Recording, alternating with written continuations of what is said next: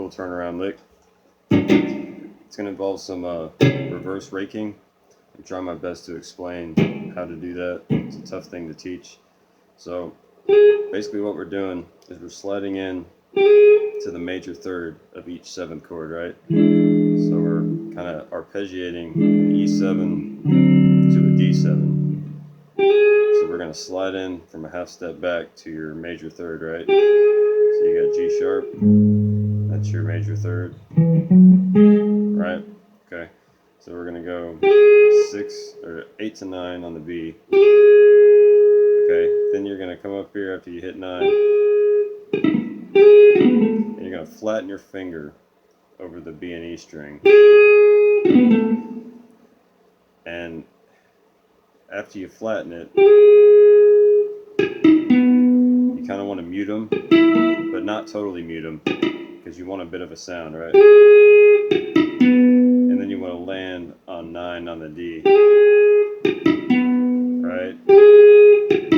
So slide in 8 to 9, and then put your ring finger over the B and G, right? And just hit them muted back, right? Reverse them. 2 upstrokes, all an upstroke, right? And then you want to land on that D on 9. So you got to sit there over and over again and kind of get the pick used to doing all one reverse motion, doing an upstroke.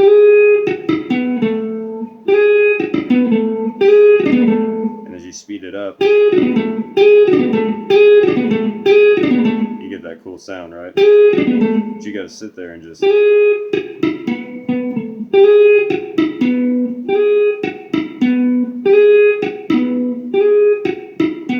right? It's just that's what it takes. I mean, you just have to sit there over and over again. And once you have it, start speeding it up. Try to do everything in one motion.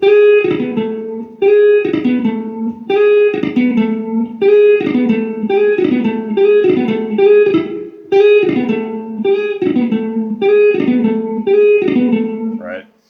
So that's just the trick, man. It's just, you just got to sit there with it. Like, there is no secret. It's just mute, mute, and then land, and do it all in one stroke with an upstroke. 1, 2, 3, right?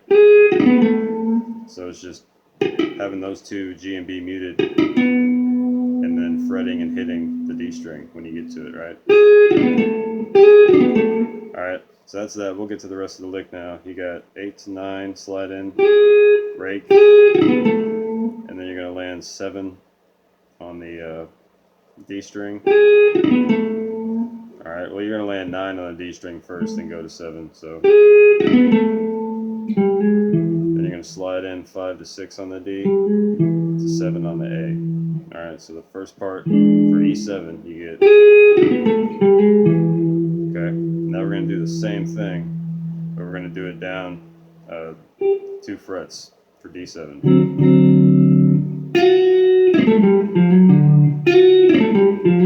Alright, same thing.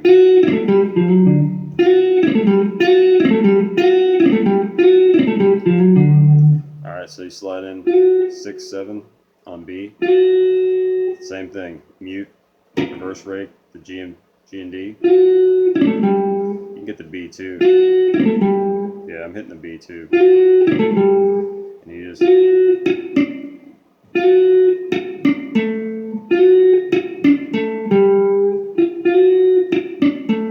Alright, so that's how you got to practice it, right? And then you just try to speed it up, do it all in one stroke.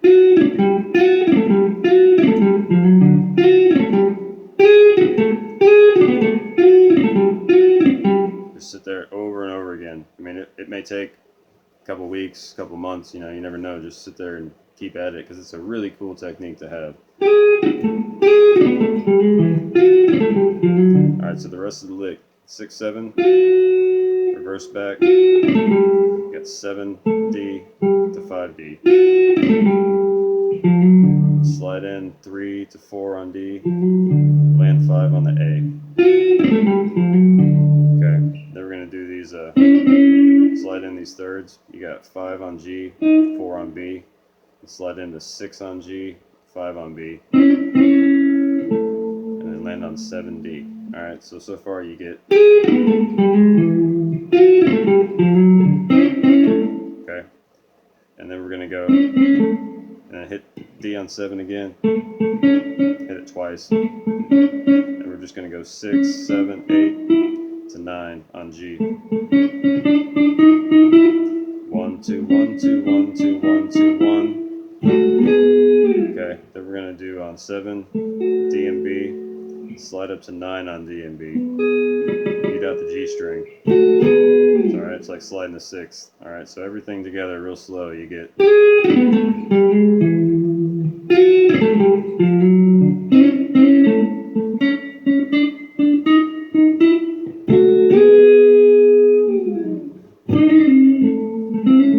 Right, so it's a really cool lick.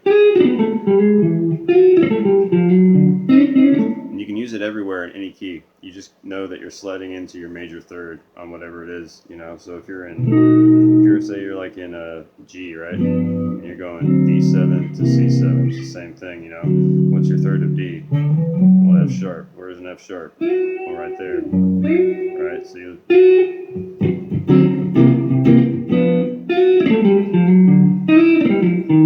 Alright, it works everywhere. Same thing. So just practice that rake really slow.